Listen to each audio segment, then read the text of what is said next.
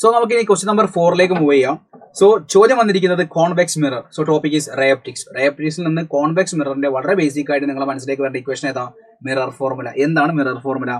1/f is equal to 1/v plus 1/u.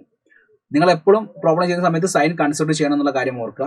Then what is equation for magnification? Magnification is equal to minus v by u, or height of image divided by height of object, or magnification is equal to f divided by f minus u, or magnification is equal to f minus v divided by f. ഇത്രയും relations ഉണ്ട്. So ഈ ചോദ്യത്തിൽ പറയുന്നുണ്ട് a convex mirror of radius of curvature 30 centimetre.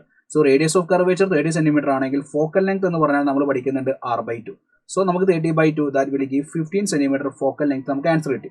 So convex മിററിന്റെ focal length is positive. Then പിന്നെ പറയുന്ന statement നോക്ക്, forms an image that is half size of the object.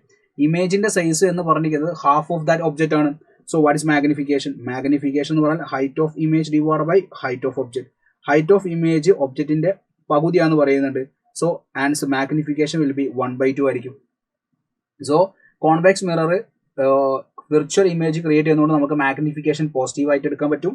So അടുത്ത സ്റ്റെപ്പിൽ നമുക്ക് കണ്ടുപിടിക്കാൻ ചോദിച്ചിരിക്കുന്നത് ഇനി ഒബ്ജക്ട് ഡിസ്റ്റൻസ് ആയതുകൊണ്ട് നേരെ ഈ ഇക്വേഷനിൽ കൊണ്ട് സബ്സ്റ്റിറ്റ്യൂട്ട് ചെയ്യാം.